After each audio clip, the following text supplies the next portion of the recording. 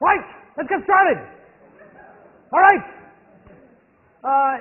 Next Wednesday, today's Friday. On Wednesday, beginning of class, papers are due. I bet we get better turnout because the papers have to be turned in person. We have to have a physical paper. I will not be having office hours on that day. I have to attend a class during my own office hours. But I will be giving a lecture. I'm not missing any lectures. All right, so where were we? We're talking this week about cognition in relationships, about how we think about relationships, which turns out to be really important, almost as important as what we do in relationships. And what we were saying at the time was that behaviors aren't necessarily concrete. They don't necessarily have an inherent meaning. Behaviors are ambiguous. Person looks at you, person stares at you. What does that mean? Well, we have to make that meaning a lot of times. And what I talked about last time was the idea that the meaning we make is affected by the knowledge we already have about relationships. And we went through that in great detail. But an implication of that idea was, or like that, the way I talked about it on Wednesday might have given you the impression that we have this knowledge and it totally determines the meanings that we make.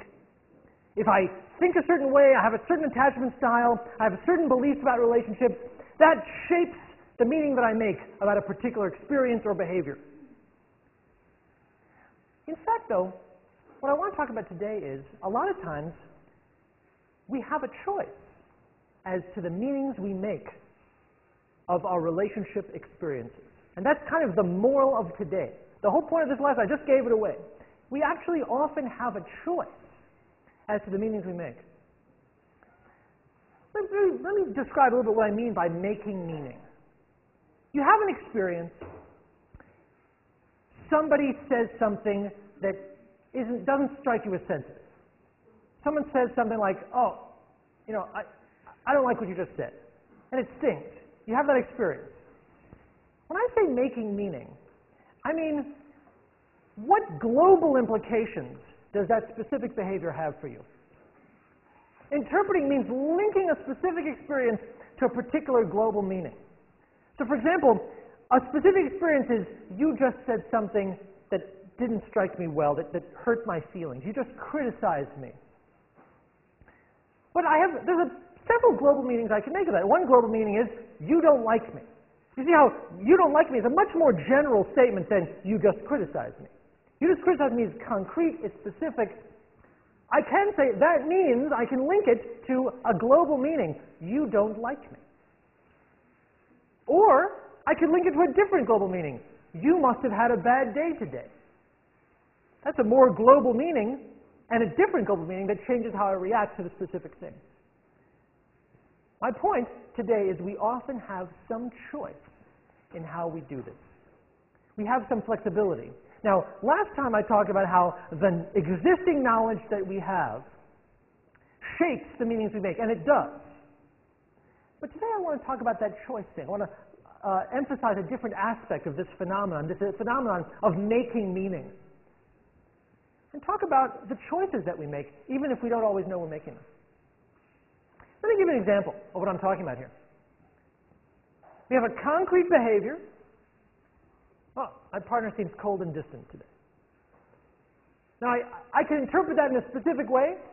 She must have had a bad day, or she does not care about me. And then I can interpret it even more globally, too. Well, if she must have had a bad day, then my global meaning is, gosh, what a hard-working partner I have. I feel great now. Or, oi, this is a terrible relationship with no affection in it at all. I feel bad now. These meanings were not inherent in this behavior. This behavior is concrete but ambiguous. The global meaning was a choice that I made. I had some degree of flexibility in whether I went down this path and interpreted the behavior in a way that increases my love, or whether I went down another path and interpreted the behavior in a way that decreases my love. I don't want to overstate the case. We'll talk about the limits of these choices. But for now, I want you to get a sense that there's some flexibility when a particular meaning happens. Now, in this example, I'm talking about making meaning of a behavior at one moment. But it may have struck you that over time, we can interpret the same behavior differently. And this, of course, happens all the time in relationships. Let me give you another example. Imagine you're with a partner who doesn't talk a lot, kind of hangs back, sort of stoic. Well, early on in a relationship, maybe you say, that's just what I like. The strong, silent type, a brooding loner, a rebel. Doesn't have to always express himself. He's so confident he doesn't have to talk. But you can imagine that same interpretation can change over time. You can imagine a relationship that was declining, a relationship that was not going well, that same exact behavior, which does not change at all, could change its meaning to the perceiver. And I can say later, what did I ever see in this oblivious person who gives nothing back, never has a comment, never has something to say, doesn't seem interested in it? You imagine that in a lot of relationships, what changes isn't the concrete behavior. There's a researcher named Diane Felmley who has studied this process. She asks people in relationships that are just starting out, what's the thing that you love most about your partner? What quality in your partner do you love most? And then she asks the same people or other people in failed relationships, what qualities of your partner did you hate the most that contributed to the breakup of your relationship? And what she found was a lot of parallels in the two lists. A lot of times, the thing that attracted people to their relationships was the very thing that they pointed to later that said was a problem. All that changed was the meaning that they made of it. So you can, for example, saying, I really love that she's spontaneous and impetuous. Well, why did the relationship break up then? Because she was undependable and disorganized. You can imagine those being flip sides, different meanings of basically the same concrete behavior. I love that she was so affectionate, that she was so open with her emotions. Great. And why did the relationship end? Because she was so emotional and she made a big deal out about everything. You can imagine that the behaviors didn't change in those relationships, in these examples. What changed is the meaning we make of our relationships, of our specific experiences in relationships. Dr. Felmley calls these fatal attractions, when the thing that we're attracted to changes in our heads to the very thing that repels us from the person. So what does this mean for us? It's something that's worth thinking about. It's hard to keep in mind the fundamental ambiguity of specific experiences in relationships. But if we do keep in mind that any given experience can take on varying meanings, and the meanings matter, because, of course, our emotions and our behaviors are a reaction to the meanings we make, as we've been talking about in these examples, then we want to understand, why do we choose one meaning over another meaning in the moment? Why would we, given that a behavior can be interpreted in a lot of ways, why do we choose one meaning over another? What guides that meaning-making process?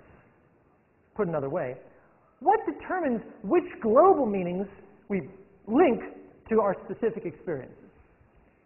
Well, that's what I want to talk about.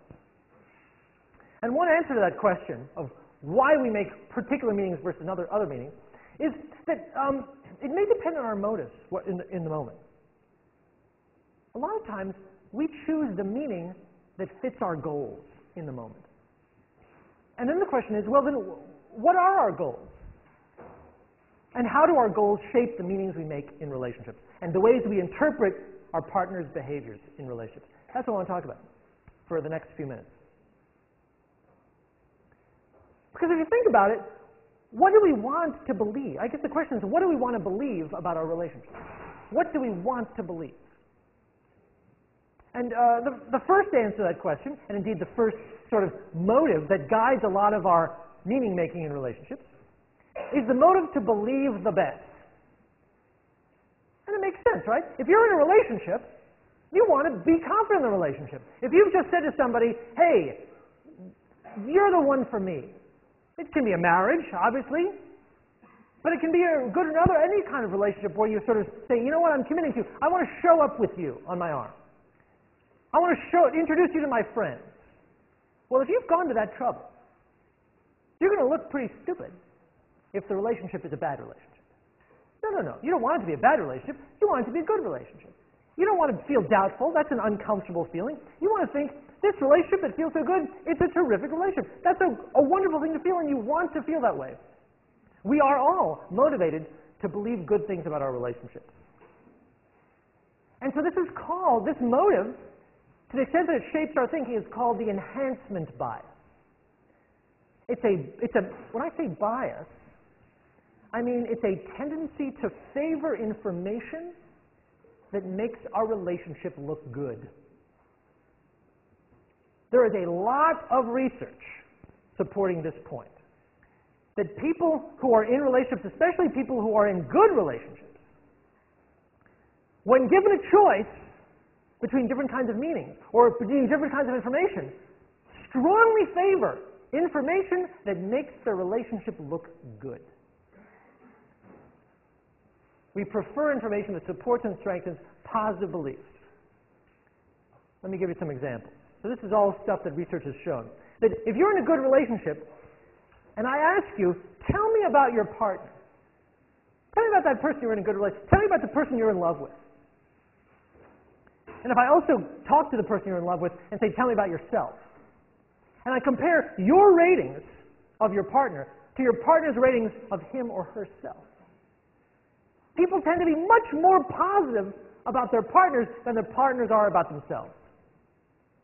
Because I could say, oh, I've got good points, I've got bad points, I'm klutzy in these ways. But if you're in love with somebody, you don't want to see the klutziness.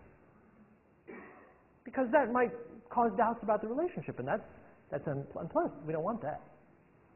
So we tend to view our partners, describe our partners far more favorably than our partners describe themselves. In fact, we describe our partners more favorably than their friends describe them. So it's not just that outsiders see people more favorably than they see themselves. Our friends see us quite accurately. Our friends are not motivated to see us better than they see themselves because our friends aren't as interdependent with us, right? So think about your friends, people you like a lot. Do they have no flaws at all? Are they the best people ever? No. They're just your friends. You love them, but there's less motivation to deny that our friends have flaws or faults. But our partner, we're interdependent with our partner, right? My outcomes depend on my partner. So if my partner's got flaws, that's actually threatening. That can be threatening. And I don't like to live with threats. So in study after study, especially among college students, by the way, college students who are in love with their partners rate their partners higher than the friends of those partners rate the partner. The implication there is that there's a greater motive for the partner to see the best. A woman has done this well. Then the last example is, if you ask two people in a relationship, I love this work. There's been a couple studies that have done this. You ask two people in a relationship, what's your relationship like, and how likely is your relationship to last a year? The people in the relationship will tell you, oh, it's very likely, especially if they're in love or at the beginning of the relationship. It's highly likely. Then the researchers did something that I think is just mean. They went to the friends and family of the couple and asked them the same question.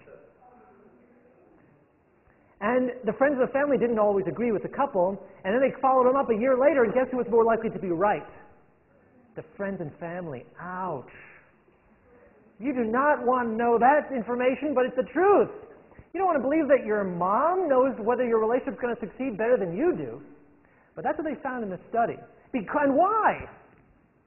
Because the people in the relationship are highly invested in its success. What if I'm in a relationship, it's going great? Now, what if I contemplate the possibility of it failing? Ooh, I don't want that. That's going to be terrible. It's going to be embarrassing. It's going to be painful. There's going to be fights and crying. We'll have to decide whose t-shirts are whose. I do not want to consider that. I don't want to be prepared for that. I'm putting that out of my mind. I'm going to focus on the positive. But my mom has no such motivation. Mom wants what's best for me, and is thinking, that person isn't good for you. So your parents, your friends are much more honest. Or rather, your parents and friends are less motivated by an enhancement bias. There's nothing in it. They don't need to believe the best. And they tend to be actually better predictors of the future of the relationship. First, who's done a lot of this work is a woman named Sandra Murray. We talked about her on Wednesday as doing some work on self-esteem, and she did. And she also did this work. And her point is this. It's a very interesting point. She says, look, a relationship, an intimate relationship, really puts us in a bind. And the bind is this. We're close to somebody because they make us happy. But by opening ourselves up to them, by being close to them, we put them in a position to make us unhappy. We're vulnerable. The closer we are to somebody, the happier we let them make us, the more vulnerable we are to pain if the relationship doesn't work out. See, there's a tension there. I want to be close to somebody, but I also want to protect myself from pain. I don't want to be in a position where I might have my heart crushed and stuffed. Sorry. So the point is that she says the enhancement bias helps protect us from the threat. It helps us put the threat out of our mind. We could never open ourselves up truly to another person if we were constantly thinking about the threat of having our hearts broken and stomped on. So we favor the information that says that's not going to happen. It makes sense. It makes a lot of sense. And people have shown this again and again, that we are highly motivated, especially early in the relationship. Now, and a lot of this work has been done on college students. Now imagine how much greater the motivation is for married couples.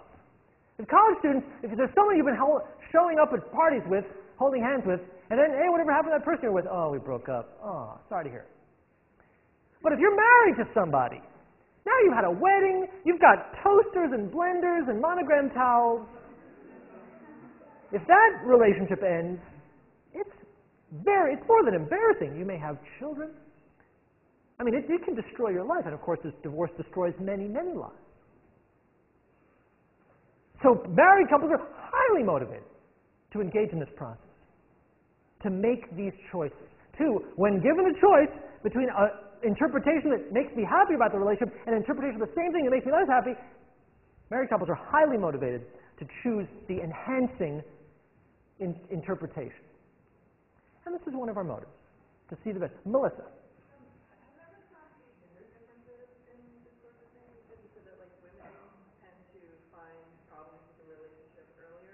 That's true.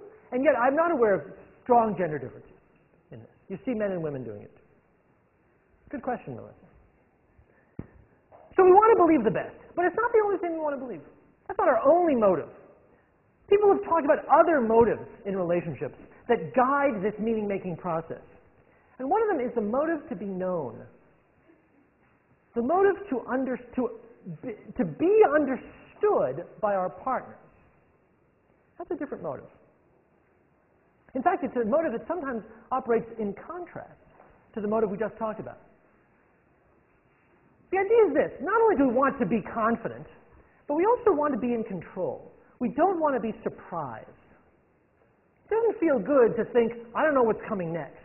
And you can imagine through our evolutionary history, it would be adaptive, highly adaptive, to have an accurate sense of what's going on.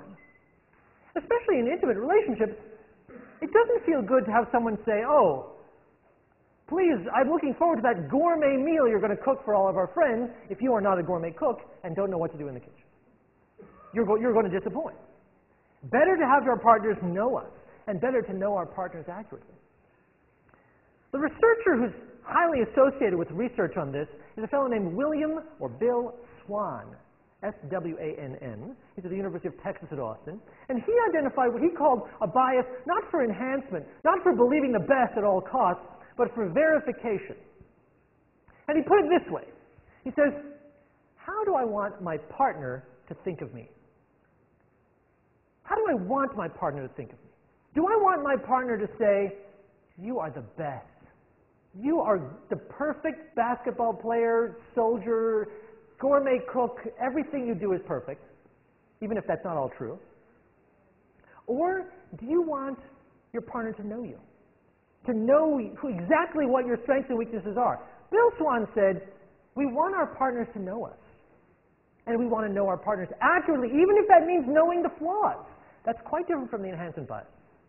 The enhancement bias argues we want to know the best. We want to know the positive stuff no matter what. The verification bias says no, there are times when accurate information is highly desirable. Now the question is, well, when do we want to just know positive things and when do we want to know accurate things?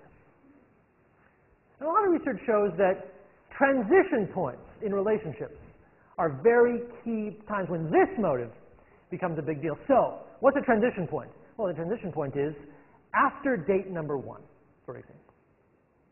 Okay, you've gone, someone set you up. Someone said, oh, you got to meet this person. Okay, you go on a date. You're not in a relationship yet. You just went on one date. Now you've got a choice to make. Is there going to be a second date? You've got a choice to make at the end of the date. Are you going to exchange phone numbers? Or are you going to say, yeah, I'll call you? What is it going to be? Well, you have to base that decision on something. This is when you want accurate information. In fact, now there's other transition points, of course, which is, now you've been together for a long time. What's going to happen next? Are you going to move in together? Are you going to get married? Are you going to introduce each other to each other's family, which is a big step? Or not? Well, how are you going to make those decisions? That's when you find people not necessarily motivated to believe the best, but motivated to figure out what's going on. In fact, at that point, there's a bias called the diagnosticity bias. I love the diagnosticity bias because it describes many films by Woody Allen. And the bias is simply this. It's a belief, you favor information that you think is diagnostic.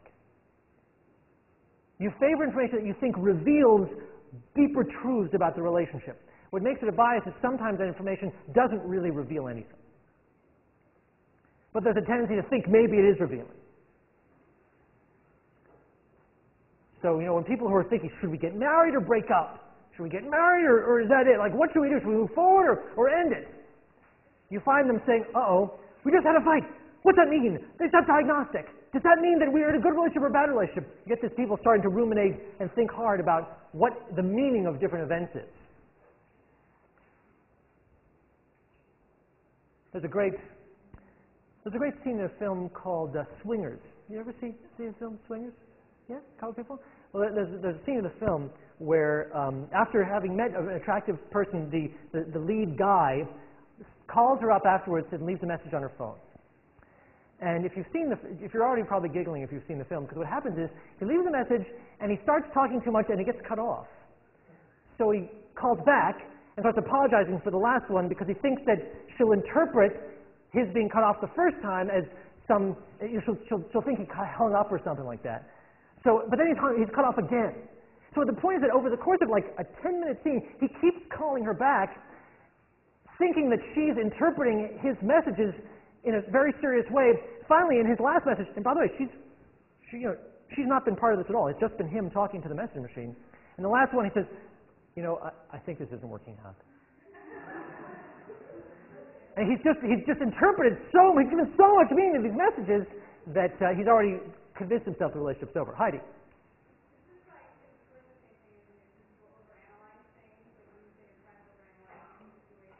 Yes, absolutely. That would be totally. If you tell your friend, oh, you're overanalyzing, you might also say, oh, you're suffering from the diagnosticity bias. You're seeing too much meaning in behaviors that aren't necessarily diagnostic.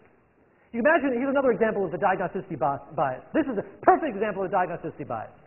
Let's say you have a crush on the person who serves coffee at Starbucks. So you go in and you go up to the counter and you say, hi, I'd like my latte. And the person says, okay, and you say, here's my credit card, and they say, okay, and they hand it back to you, and they say, okay, Mr. Carney, or maybe they'll even call you by your first name, Ben, and then you say, oh, they know my first name. They must be paying attention to me. I must be a special customer, because why would she call me by my first name? Now, of course, it is right there on your credit card most of the time. So that would be an example of the diagnosticity bias. So if there's someone you like, and they sort of like say, oh, can you pass the salt? And you're like, oh, they talked to me. That would be another example of the diagnosticity bias. Danielle. So this one is something that's both ways. We want our partners to know us, and we must know them. Yes. We want to know our partners accurately. That's the diagnosticity bias. And we want to be known. That's the verification bias. The verification bias is I want people to know me. Now, a lot of times, the verification bias and the enhancement bias can go hand in hand. For example, if you've got high self-esteem, if you think that you're pretty hot stuff, then wanting your partner to like you and wanting your partner to know you was the same thing. Because you think if your partner knows you, they will like you because you think you have good qualities. Nice work if you can get it. Robbie? But sometimes seems to bother us when our partners know us. Like when they say, "I know you're stubborn." No, I'm not. You don't know. Oh, well, wait a minute. So Robbie, you contradict yourself. You said it bothers us when our partners know us, but then the example you gave was your partner saying you're stubborn. You're like, no, I'm not stubborn. Well, what's irritating you is not being known. What's irritating you is, in that example, at least as you describe it, Robbie, is when someone says that you're stubborn, you're like, no, I deny that. What irritates me is you're calling me stubborn, that's not me, I don't recognize myself then. The problem is, what about people who are stubborn? Or worse, poor people who are depressed. Now, why is depression a really bad disease? It's one of the reasons it's a really bad disease is it really has significant negative effects on interpersonal relationships. And this is another example. If we have a bias to be known, if we want our partners to know us, and if it makes us irritated in the same way as Robbie's example, to be misunderstood, if we don't like to be misunderstood, then what if you have low self-esteem? What if you're depressed? What if you think poorly of yourself? If you have a verification bias, now that would operate against an enhancement bias. Now, in people who are depressed, if the verification bias is true, would actually get their partners to think worse of them. Would actually be trying to convince their partners to think poorly of them because that's how they think of themselves, and they want their partners to know them. Let me tease apart the psychology here. If you have low self-esteem, you think poorly of yourself. What's the threat? The threat is that your partner will discover it and then reject you. That if your partner likes you, your partner must be fooled, must not know you well enough to know all the negative qualities that you have. So you're constantly in this state of doubt, always wondering, when are they going to discover the truth and finally turn me out? So you can't trust your partner's love if you are depressed and have these feelings. The only way that you can begin to trust your partner's love is by knowing that your partner actually knows you. So you're in a position of saying, wait a minute, the only way I can trust that you love me is to know that you love me despite all of my many, many flaws. I need to know that you know those flaws. So depressed people do a lot of self-verifying, a lot of reminding their partners of how negative they are. At the same time, and this is interesting, at the same time that depressed people are seeking out negative behavior from their partners. Let me give an example of the way this research is done. I give you a list of 10 questions.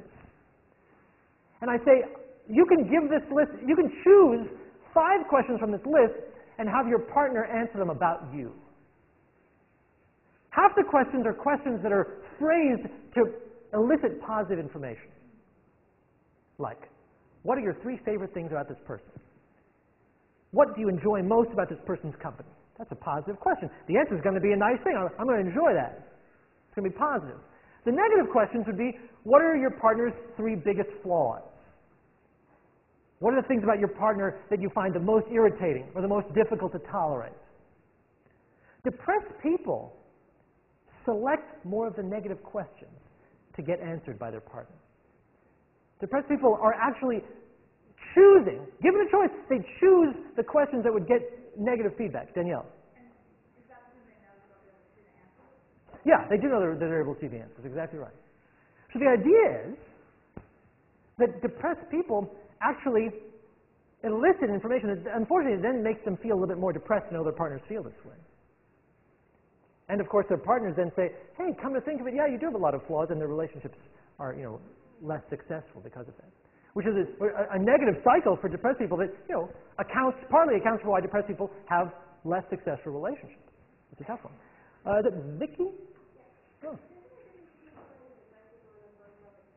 Yes, they go together, but they're not entirely the same. But they have some overlap, a great deal of overlap. But you're right, they're not entirely the same. Is it Roger? Lawrence, sorry. So they choose to be asked negative questions? They choose to ask their partners negative questions. They choose to have their partners ask negative questions about themselves. They solicit negative feedback. So is that more of a verification bias? that was a perfect example of verification bias. A preference for information that verifies what you already believe about yourself. Tell me your name again. Jasper, right? Yeah, but isn't it possible that someone might choose next questions to find out what they're not doing well and do better in the relationship? Wow, Jasper, well, that's a great point. I wasn't going to get into the details, but since you raised them, some research, this is a controversial idea. And a number of people hate it and think it's wrong. And so there's been a lot of fights. I didn't really want to get into it, but again, Jasper opened the door. So the idea is, well, when people want negative information about themselves, why do they want it? Does it feel good to hear bad things about themselves? Turns out, no. It doesn't feel good. But it turns out that if you ask people to choose between negative information that will maybe help them do better, or negative information that they can't control, people's preference for negative information about themselves is much stronger if it's on a dimension that they think that they can change or control or improve on. So Jasper says, and he's right, that you see a bigger verification bias for dimensions that we might conceivably improve upon, and much less of a verification bias for dimensions that are stable and never changing. So, for example, if I ask you, do you attracted to my nose? Do you think that's a nice nose? I have an enhancement bias because I really want to know that you like my nose because there's nothing I can do about it. Probably, I'm not going to get nose jobs. But if it's something I could maybe change, like was it the way I talked to your parents irritating? The fact that I was constantly laughing, that sort of high-pitched laugh that I had? Well, if you say it's irritating, oh, well, maybe I can change that, maybe I can behave differently or something. The broader point here is that we don't always want to hear the best thing. It's not always true that we want to hear the best things about ourselves. Sometimes we want to hear true things or what we think are accurate things. That's another motive that we have. But even this isn't the only motive that we have that shapes the meanings we make in relationships. We also have a personal motive to be right. This won't shock you. People are highly motivated to feel justified, to feel right and appropriate. We look out for ourselves, and we want to protect our interests. And this bias is called the self-serving bias. We can see many, many examples of this, especially when relationships are not going well. If there's a conflict, if you're having a fight, who started it? I'll tell you who started it. Not me, that's who started it. And by the way, if we're having a fight, and someone's being unreasonable in this fight, which one of us is it likely to be? I'll tell you who. Not me, that's for sure. If one of us is being unreasonable, here's who it is, you. Well, why would I choose that interpretation? Well, because of the self-serving bias, because I don't want to feel wrong. I absolutely am highly motivated not to believe that I made problems in our relationship, that I caused you pain. That doesn't feel good. I'd much rather believe that you caused me pain. Because then I can say, I'm mad at you, which is a little easier than being guilty for causing you pain. So there's lots of research on this, that if you ask people, tell me about your fight. Tell me about the last fight that you had. What happens in couples is an interesting phenomenon called chunking. Chunking, like creating chunks of behavior.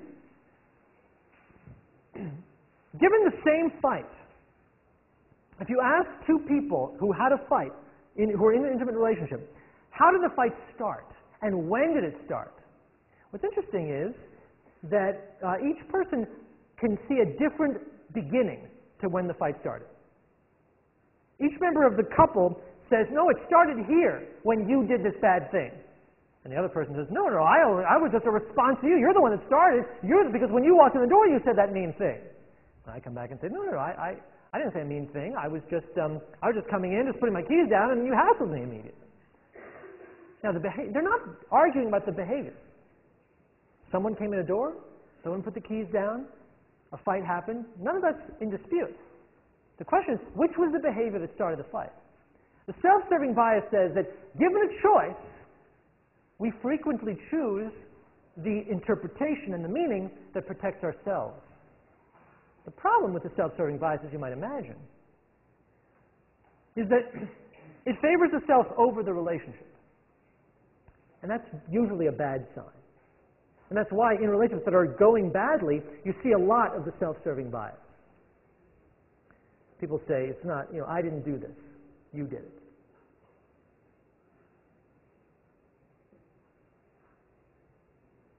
So my point about motives is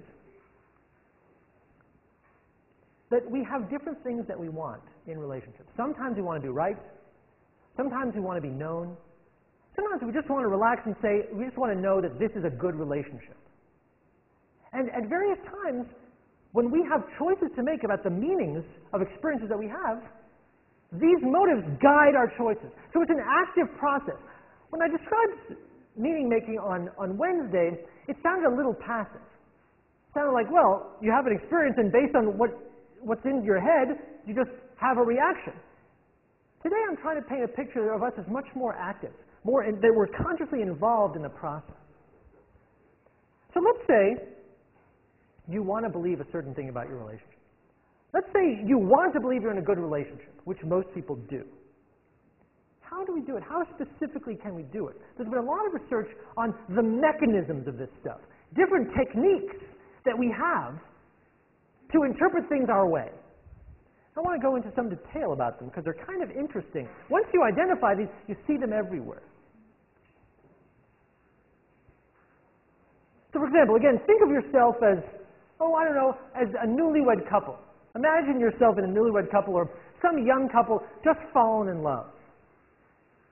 Among your motives, you may want to be right, you may want to be known, but you're highly invested. If you're in the beginning of a relationship, especially a marriage, you're highly invested to stay happy. This is essentially what we're talking about, is essentially one of the key questions of the course, which is, what do people do who are happy to stay happy? Well, one of the questions is, one of the ways is this. Plan A, keep negative information out of awareness. If there's something negative in this relationship, I do not want to know about it. First of all, I want there to be no negative information. So if there is something negative, I don't want to think about it. I don't want to have to admit to myself or to others that there might be problems in this relationship. You can imagine how bad that would feel if you're on your way to the altar or coming back from the altar. Well, there's some research on how do I do this?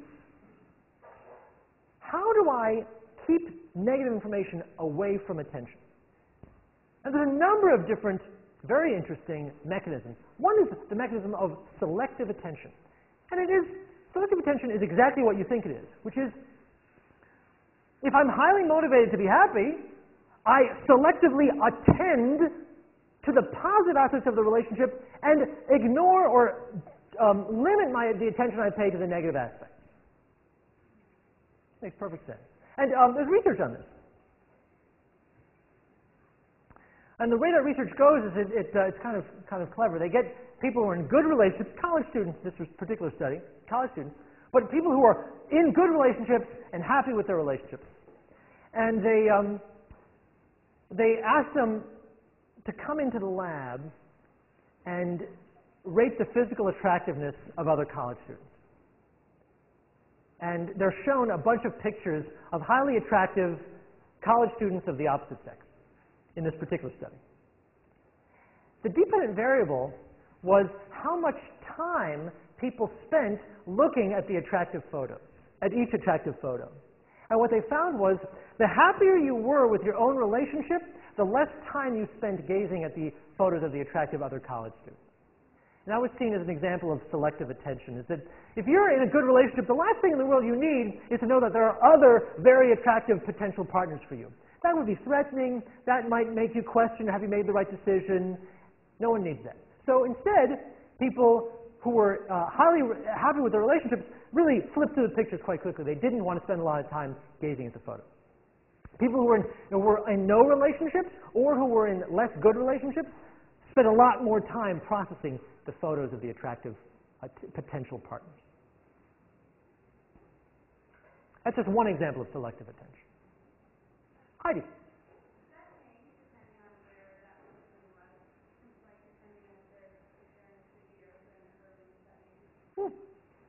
What's your thought about that? So Heidi asks, Would that phenomenon be different if people were in either a city or an urban setting? Well, what's your hypothesis?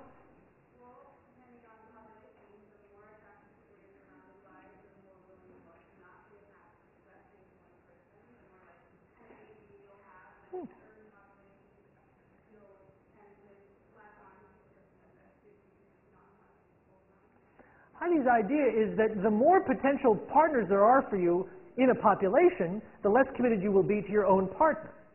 That's not this study, but there have been studies of that exact phenomenon, which show that, this is demographers who've done this work, and the demographers have said, let's look at the number of single people in a particular, let's say, census block, and look at divorce rates in that block. Are people more likely to break up with their partners if there's a lot of single potential available other partners in the neighborhood who are of the same age? And the answer is yes. That's not exactly the same as selective attention. Selective attention is saying, if you're in that neighborhood and there's lots of potential partners and you want to protect your relationship, here's one way to do it. Try not to leave the house. Another mechanism is called empathic accuracy. And the question is this: when are we best able to know what our partner is thinking? When are we most accurate at understanding our partner's emotions?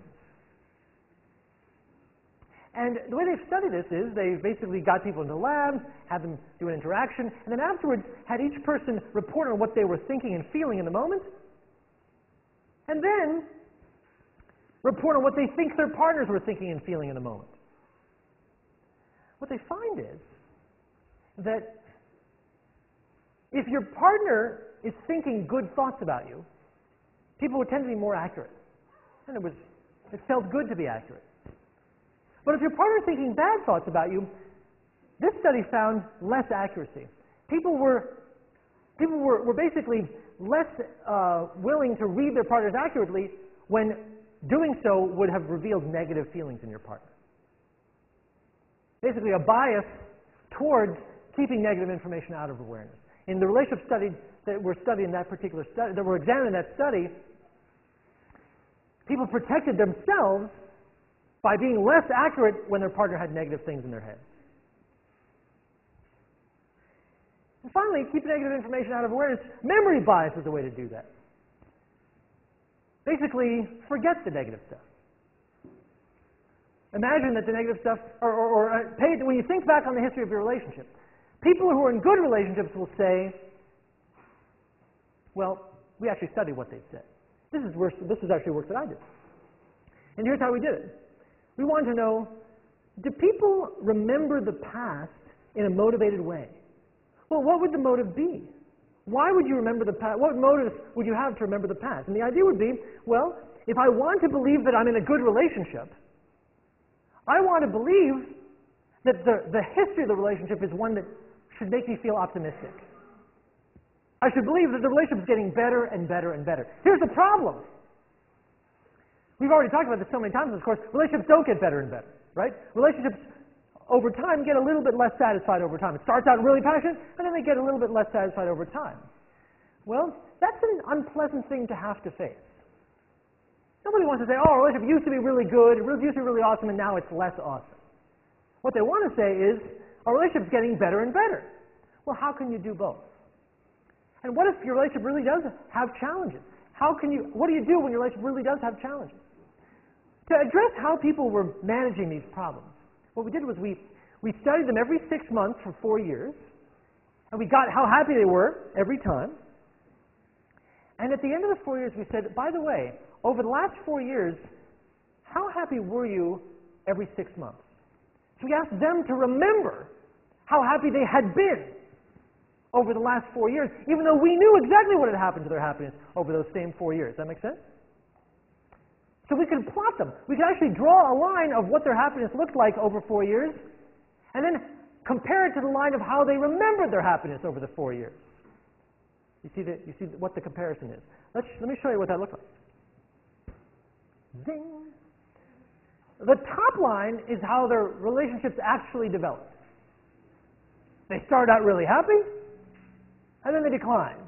And this was true for the wives, and this is true for the husband. This line is what really happened.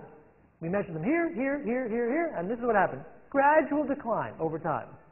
Is that what they remembered? No. Nobody's telling us their marriage gradual decline. What they said is, oh, there was some decline at the beginning, sure. We were newlyweds, and then we had, we can't be newlyweds forever. But lately, things have been just going up and up and up. In fact, we called this paper the we've been getting better lately effect. With the idea being that the more you're able to say, hey, lately we've been doing better, the more you're saying, well, I don't recognize that we've actually, in fact, been declining lately. And in fact, it makes you optimistic for the future. If you've been getting better lately, the implication is we're going to keep getting better, and isn't that awesome? Is that Megan? What's up?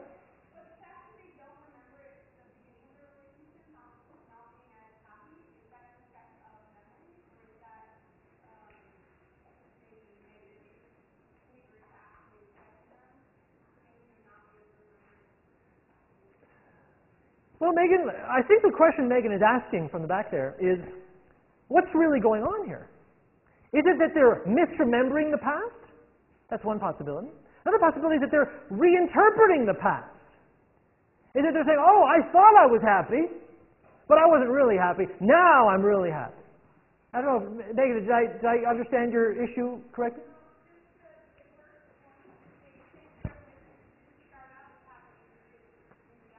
That's true. They're misremembering the past that's true. They're misremembering the past as less happy than it actually was. That's true. And now in fact they're remembering all of the past as less happy than it actually was. Why? Well, I'll tell you why.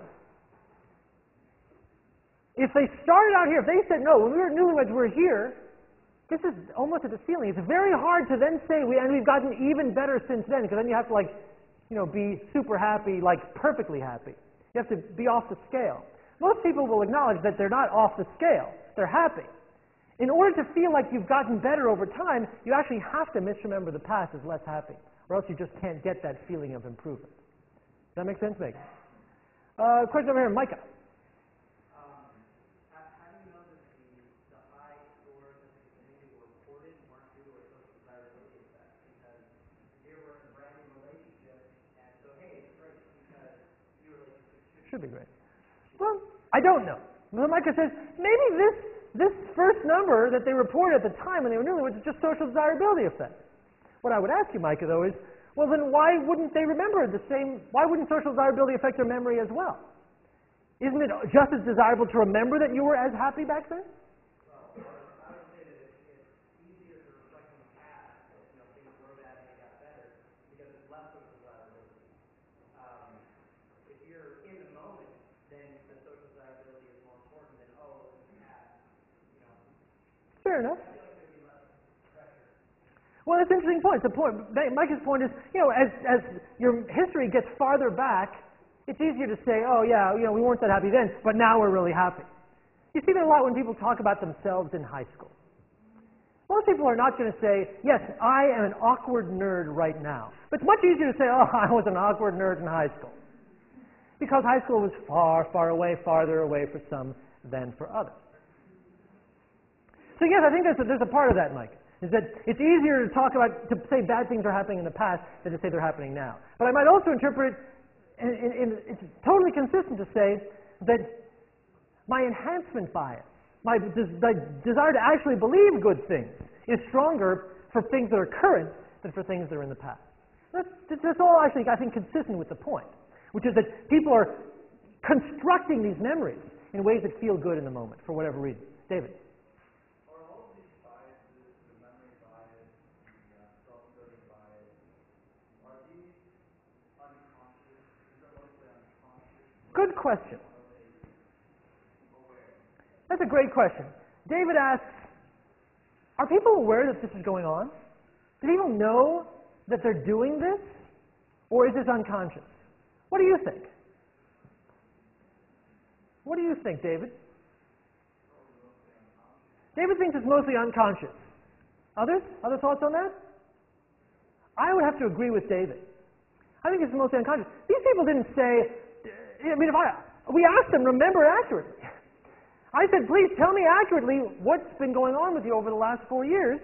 I said, try to remember what you gave, what scores, what information you gave us. And this is the average trend, but they're giving us, very different score, different course over time than they showed us the first time. The implication of that is that they don't remember, and they don't know. I don't think people know that they're doing this bias at all. It's what we predicted we'd see, but I don't think people know it at all. People generally think of themselves as trying to be objective. So I think these are unconscious processes. Arthur.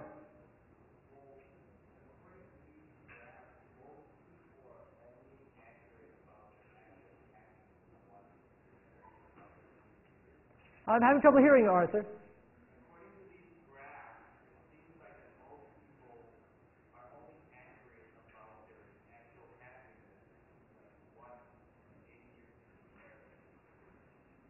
Yeah, I mean, so he's saying, look, so people are only accurate about the present. I think that's about right. Is that so? At time 8, their memory is, we're saying, so tell me what you gave us 2 minutes ago, and they're pretty accurate here, a little less accurate there, but yeah, they know how happy they are today at this moment, but their memory is not so accurate. That's come up a lot in this course, right? We've asked people to remember their behaviors, asked people to remember also, when did the argument start? Once you get into the past, there's more flexibility, more ambiguity, and motivated reasoning can shape what the answers that you get. Danielle.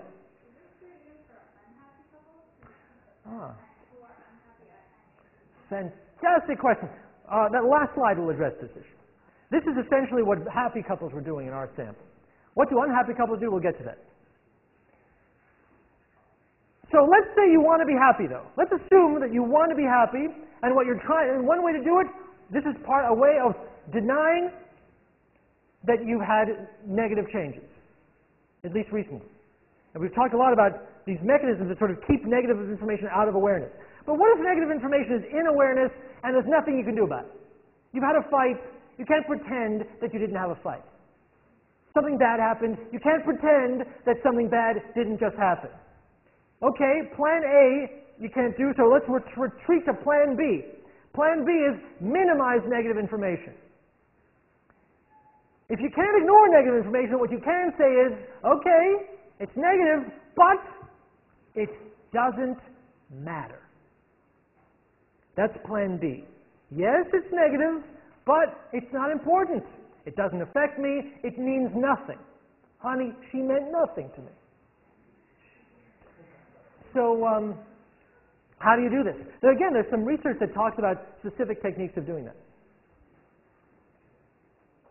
And one is the idea of flexible standards. So we talked on Wednesday about the ideal standards model, right? How we can compare what we're doing in the relationship to our ideals and our standards for the relationship.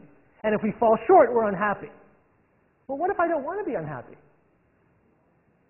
Well, it's hard to change the relationship, but it's easy to change my standards. I can just say, oh, my standards are different now. We did research on this. Well, we did, here's how we did it. We asked newlyweds, the same newlyweds that we've been studying for years. We asked them, tell me about these 8 relationship standards. How important is it for your relationship that you have, that your communication is good, that your sex life is good, that you share interests, that you express affection? There's like 8 specific things, and we said, how important is this to you? In other words, what are your standards? Your standards are, which of these things really matter a lot, which of these things don't matter that much? And then we also said, oh, and by the way, in your relationship, how are each of these 8 things going? And what we found, and I will think it'll surprise you, is that the happiest couples were the ones who said, you know those things I told you that were important to me? Well, those are the best things in our relationship. And the other things I told you that weren't important to me? Those are the worst things in our relationship. The happy couples say that the positive things are really important and the negative things are really unimportant. But we didn't stop there. We followed the couples over time and we kept asking them these questions. And what we found was, of course, their perceptions of the relationship changed over time. Some couples that started out really affectionate got less affection. Some people who had a great sex life, sometimes less good sex life. Some people had gotten more dependable, though, or they started sharing more interest or less interest. The relationship changed. The question we asked was, do standards change also? So if you said early in the relationship, oh, showing affection is really important to me, and we show a lot of affection, so that's why I'm happy. What happens when you're now showing less affection?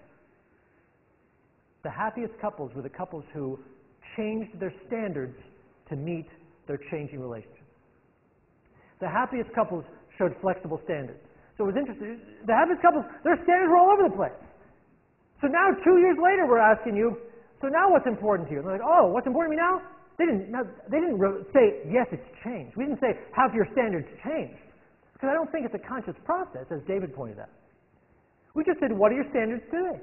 And people said, oh, here are my standards today. And they happen to be, the more different they were, the more resilient the marriage. This is a way of saying, if there's a negative change, it doesn't matter, because my standards are different now. You change your standards so that changes in the relationship don't affect you as much. Make sense? Robbie? Curious, was there also like bi-directional relationship where they change their behavior to fit their standards? Oh. Within the standards maybe? That's possible. So Robbie says, well, maybe they change the behavior to fit the standards. That's also possible. It's a good point. Another mechanism of minimizing negative information is called derogating alternatives. Ooh, I love this one. Similar to the selective attention research. Basically, you get people into your laboratory who are either in committed good relationships or are single or are in bad relationships. And you confront them with an attractive alternative. You basically say, oh, and by the way, we're going to be pairing people up, and here's a person who, we've said would be paired up with you, and it's a person who's an attractive member of the opposite sex. Or in this, that's what they were studying here. The question is, everyone's asked, rate the attractiveness of the person in this picture. That's it. Very simple question. How attractive to you is the person in that picture? Now, everyone gets the same picture. So, everyone should agree about the attractiveness of that person, right? It's all the same picture. But no. The single people say, hey, that's an attractive person. The people in bad relationships say, hey, that's an attractive person. The people in committed good relationships say, not so attractive. What's going on? Why should those people be less sensitive to the attractiveness of that person? Just a picture, after all. Well, the idea is that the presence of an attractive alternative could be threatening. So I minimize that threat. I don't ignore the picture. I've been forced to look at the picture, but I minimize it by saying it's just not that attractive.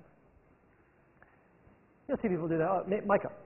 So does that mean that people in good committed relationships actually rate the attractiveness, the general attractiveness of that person lower, or does their personal attractiveness do that lower?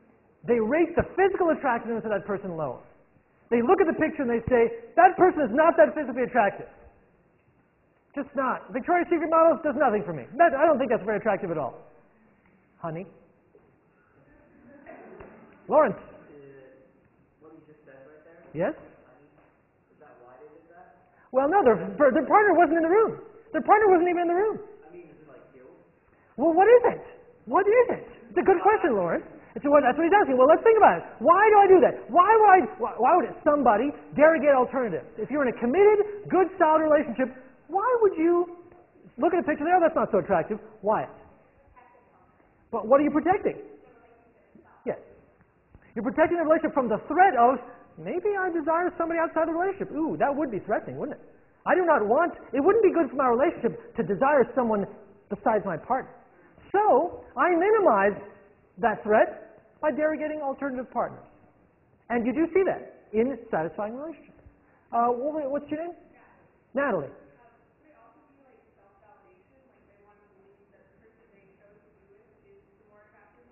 It's a different phenomenon, but also a phenomenon that we mentioned. So, for example, the other question is, if I give you a picture of your partner, your current partner, how attractive is your current partner? If you're in a happy relationship, super attractive. I give that same picture to everyone else in the room. I have to say that most of the time your ratings will be higher than everyone else in the room. So that's a different bias, right? That's an enhancement bias. That's saying, I'm seeing my partner as super attractive, as a bias to see my partner as attractive. No one else in the room is biased to see your partner as super attractive, and they don't. Depending on your partner. Question? Other? No? Lucas? How is, or is there much difference between derogating alternatives in this case and devaluing alternatives as far as having a low CLO for social exchange? Or are they similar? They're the same. Derogating and devaluing means the same thing. So, minimize negative information. I can change my standards. I'll say, oh, that doesn't matter to me. It used to matter to me. It doesn't matter to me anymore. I used to think that a relationship should be about passion and holding hands and all sorts of great things, and now I changed my mind. Now it's about commitment and dependability and having a stable person to take care of you when you're old. I don't care about passion. Who needs passion? Well, that would be a great change of standard if, in fact, the passion in your relationship has declined. Derogating alternatives protect you, is why it says, from the threat of being attracted to others. Adaptive attributions. What's an attribution? An attribution, of course, is an explanation for a behavior. We've been talking about that all day. How do I explain my partner's behavior? Well, one way, what if my partner's behavior is negative? My partner was late. We had a date, you didn't show up in time. Well, one thing I can do is, I can say, well, I can make an adaptive explanation. I can favor explanations that forgive you. Oh, you must have been stuck in traffic. Happy couples make adaptive attributions for their partner's negative behaviors. If I'm in a good relationship and my partner does something negative, I am more likely to come up with an attribution, i.e. an explanation, that forgives you, that explains the behavior in a way that doesn't blame you for it. Unhappy couples do the opposite. If you have negative, they maximize negative information, but we'll talk about that in a moment.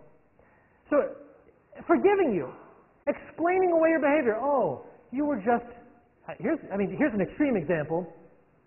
Why did you scream and yell at me and throw a clock against the wall?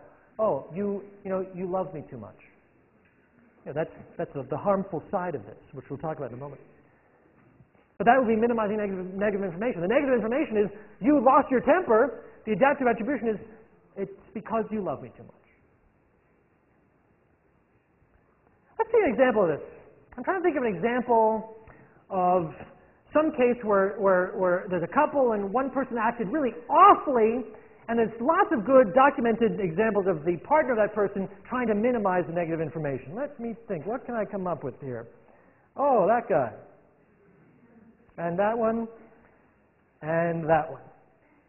Now, 1999, 10 years ago, some of you were 10 years old? Well,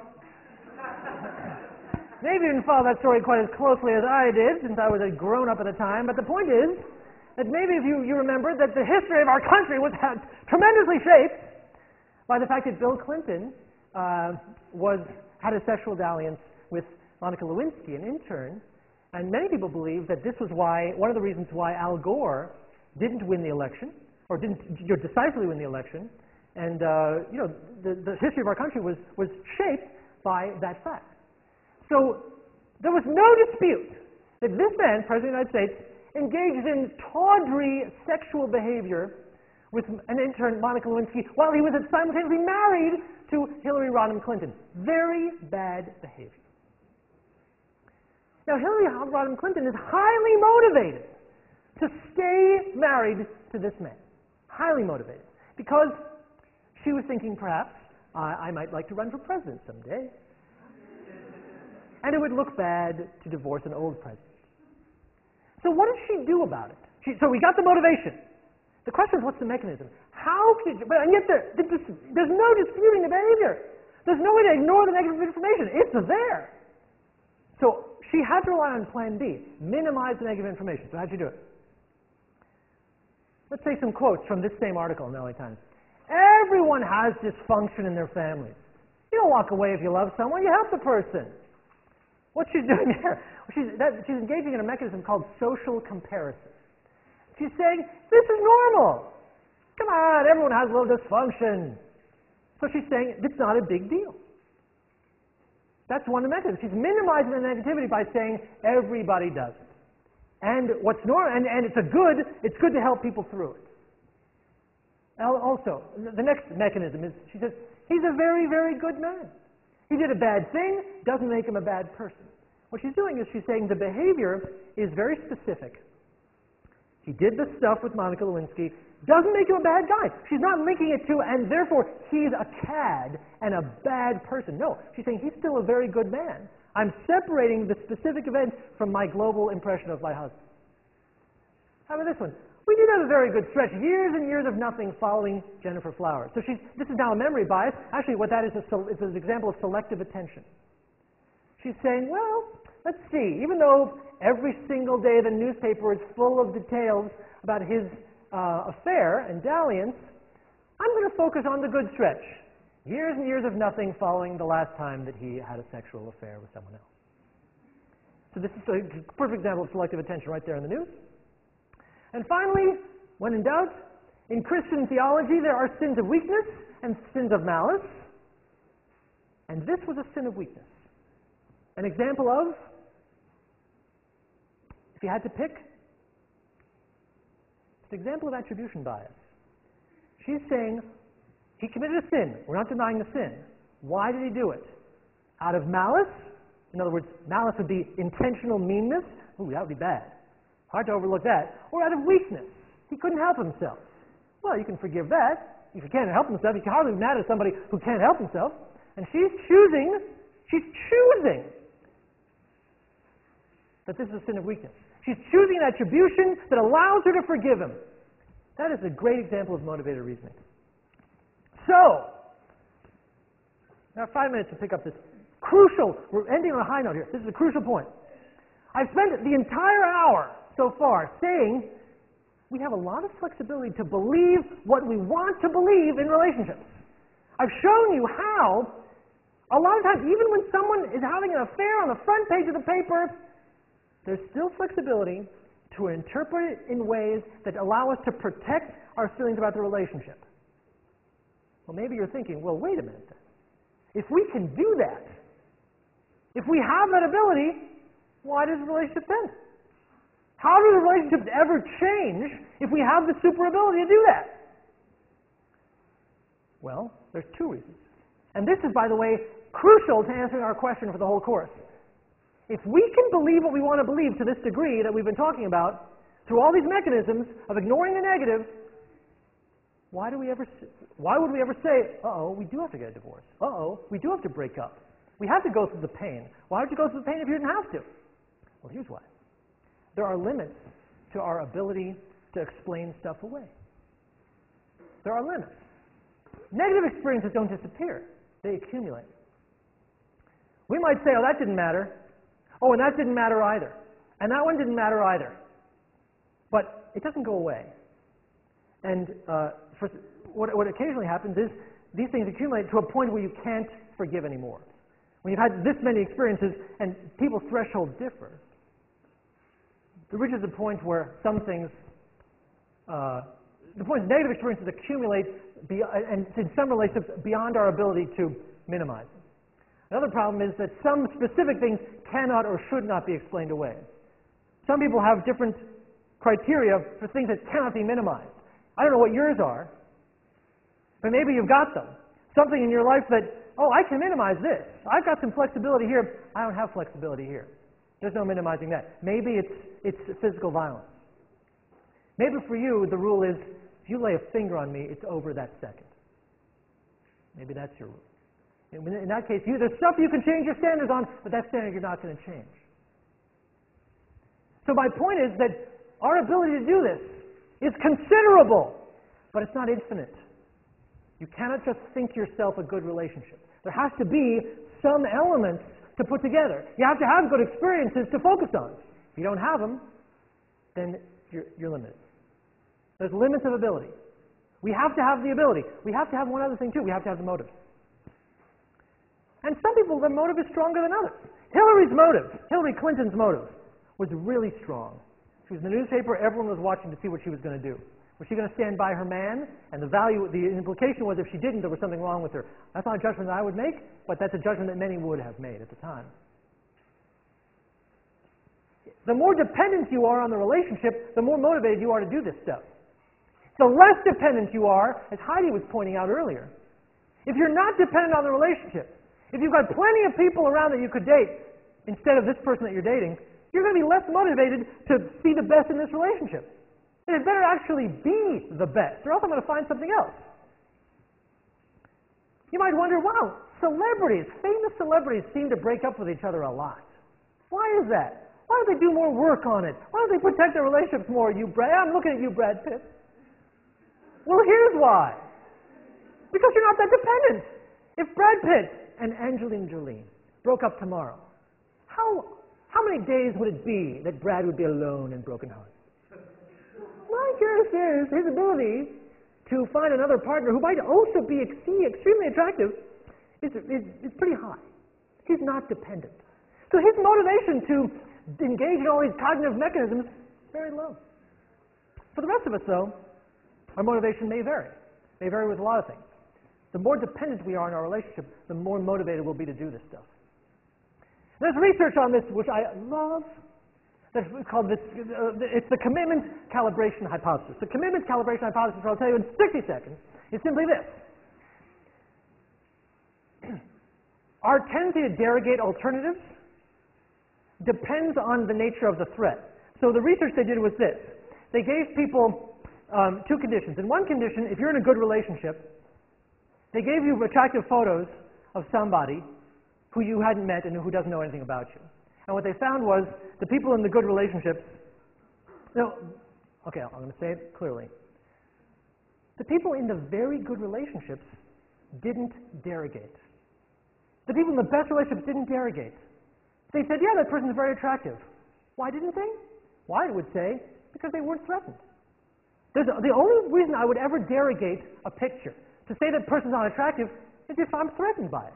Otherwise, there's no motive. If I'm not threatened, well, yeah, that person on the screen, I can look at my wife and say, that actress is very attractive. Wouldn't you say Julia Roberts? Yeah, she's cute. The problem is, if you turn up the threat, then the threat is calibrated to your level of commitment. You can then you get derogation at different levels. So in the first condition of the study, they said rate these pictures, and the happiest people didn't derogate. In the second condition of the study, they said, see the people in these pictures? They've seen your picture, and they'd like to go out with you. Oh, really? That changes it. Suddenly the happiest people were derogating like mad. In other words, your motivation changes, and you have to be motivated to engage in this. I have another slide. It's not crucial. All I need you to say is, all I need to point out in the last slide is, all these things that we're showing today, we talked about protecting relationships. In bad relationships, these same things hurt relationships. If you're unhappy and you want to get out, you can just flip it around. See the negative, focus on the negative, and that's a way of justifying leaving. Speaking of leaving, class dismissed.